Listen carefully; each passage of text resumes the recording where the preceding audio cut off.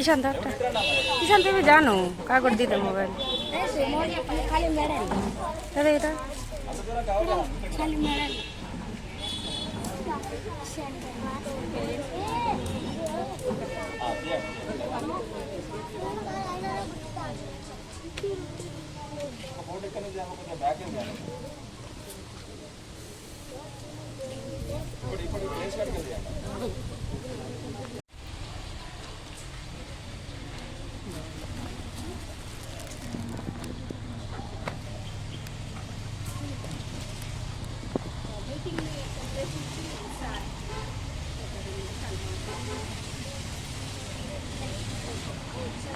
అవగాహన పెట్టుకోవాలని చెప్పేసి నేను ఏం చేస్తున్నాను అబ్జర్వ్ చేయాలని చెప్పేసి చిన్న మాట్లాడాలని వచ్చాను.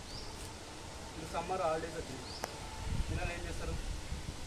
ఫస్ట్ ఆఫ్ ఆల్ క్రికెట్ ఆడడానికి బయటకు పోతాం. ఎందుకంటే పిల్లలు అనుకోండి ఇంతకన్నా పెద్ద పిల్లలు కూడా మీకు ఉండవచ్చు, చుట్టుపక్కల ఉండవచ్చు, మీ ఇంట్లో ఉండవచ్చు.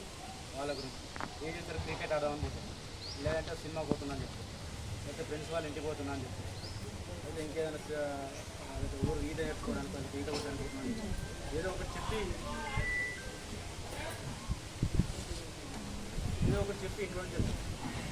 వాళ్ళు ఎప్పుడూ నిజమా కాదని చెప్పేసి క్రాస్ చెక్ చేస్తారు.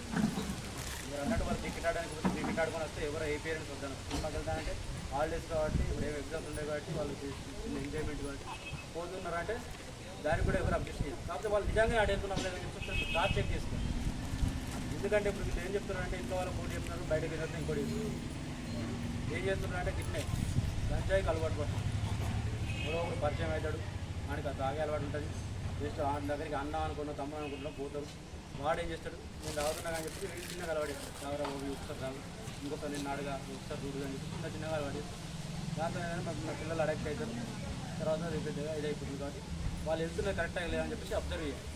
వాళ్ళ ఇంటికి వచ్చిన తర్వాత వాళ్ళ జేబులు చెక్ చేయాలి. దొరుకుతాయి సిగరెట్ పెట్టుకుంటే సిగరెట్ సంబంధించిన దొరుకుతాయి, గంజాయి పెడితే గంజాయి సంబంధించి బట్టలు వస్తే మీరే కదా ఇక్కడ జేబులు చూడండి, స్మెల్ చూడండి. వాటికి మీ బాబు కూడా బయటకు వచ్చిన తర్వాత కూడా చేతులు స్మెల్ చూడండి. ఏం చేస్తున్నదో అబ్జర్వ్ చేయండి.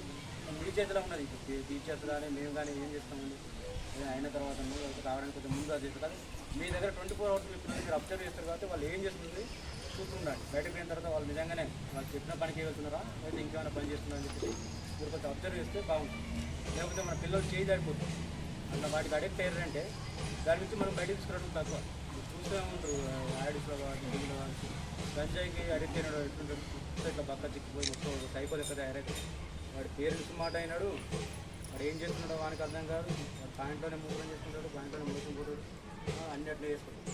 కాబట్టి ఇట్లా జరగద్దు అంటే మీరు ఫస్ట్ నుంచే అబ్జర్వ్ చేయండి.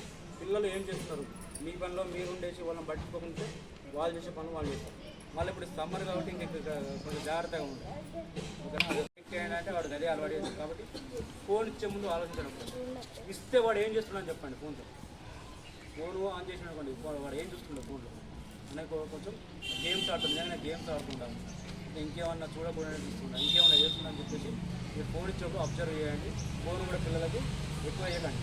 ఫోన్ ఇస్తే ప్రాబ్లం ఏంటంటే కొన్ని యాప్స్ డౌన్లోడ్ యూట్యూబ్లో వీడియో చూసినప్పుడు ఆటోమేటిక్ కింద కొన్ని యాప్స్ గురించి వస్తాయి. మనం తెలియక దాన్ని ప్రించిస్తే ఆ యాప్ అనేది ఓపెన్ అవుతుంది. ప్లే స్టోర్ నుంచి డౌన్లోడ్ చేసిన యాప్స్తో ఏం ప్రాబ్లం ఉండదు. ఇట్లా యూట్యూబ్ నుంచో గూగుల్ నుంచో డౌన్లోడ్ చేసిన వస్తుంది ప్రాబ్లం అవుతుంది. కాబట్టి వాళ్ళకి ఇచ్చినప్పుడు వాళ్ళ యాప్లు ఏమన్నా డౌన్లోడ్ చేస్తున్నాడు. వాటి ద్వారా ఏమవుతుందంటే యాప్ ఒకసారి డౌన్లోడ్ అయింది అనుకోండి, అదేమన్నా ఫ్రాడ్కి సంబంధించిన అయితే మాత్రం మీ డాటా మొత్తం పోతుంది. అంటే మీ ఫోన్ హ్యాక్ అవుతుంది. ఫోన్ హ్యాక్ అయితే మీ ఫోన్లో ఉన్న మీ కాంటాక్ట్స్, మీ ఫోటోస్, మీ డాటా మొత్తం వాళ్ళ చేతికి వెళ్ళిపోయి దాంతో వాడు బ్లాక్మెయిల్ చేయడం స్టార్ట్ చేస్తాడు. మీ ఫోటోస్ వాళ్ళకి వెళ్ళినాయి అనుకోండి, మీ ఫ్యామిలీ ఫోటోస్, మీ ఫోటోస్ వాళ్ళకి దాన్ని వాడు న్యూడ్గా మార్చి మళ్ళీ మీకే పంపుతుంది. అంటే ఏం చేస్తాడు? డబ్బులు డిమాండ్ చేస్తాడు. మీ ఫోటోస్ మీ వీడియో ఫోటోస్ ఇంత డబ్బులు ఇవ్వండి, మీ ఫోటోస్ మీకు ఇచ్చేస్తామని చెప్పి మీరు ఇస్తారు. మరి దాంట్లో సర్టిఫికేట్ ఇంకొంచెం ఎక్కువ పడుతుంది, మళ్ళీ ఇస్తారు. మీ దగ్గర ఎంత ఉందో అంత మ్యాక్సిమం ఇస్తారు. మీరు ఇయ్యలే మరి తీసుకొస్తారు. అప్పుడు కూడా డిమాండ్ చేస్తారు. అప్పుడు ఇవ్వమని ఏం చేస్తాడు? టెస్ట్ దాన్ని పోస్ట్ చేయడమో చేస్తాడు, లేకపోతే వాడు ఇంకేమైనా చేయడం చేస్తాడు. పోస్ట్ చేయించిన అనుకోండి, పోస్ట్ చేస్తే ఏమవుతుంది? మళ్ళీ మన పవర్ మీద చెప్పేసి సూసైడ్ చేసుకోవడం ఇంకా చేస్తారు.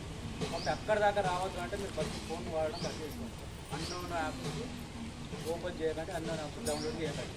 ఇంకోటి లింక్స్ వస్తాయి. మీ వాట్సాప్ గ్రూప్ ఉంటాయి, ఫ్రెండ్స్ గ్రూప్లో, లేదా రిలేషన్ గ్రూప్లో, ఇంకేదైనా న్యూస్ గ్రూప్లో, ఏవో గ్రూప్స్ ఉంటాయి. ఇలా ఎవడో కూడా ఏదో ఒక ఒక లింక్ దాని నుంచి రావచ్చు, లేదా కొత్త నెంబర్ నుంచి మీకు లింక్స్ పంపిస్తాడు, బ్లూ కలర్లో వస్తాయి లింక్స్.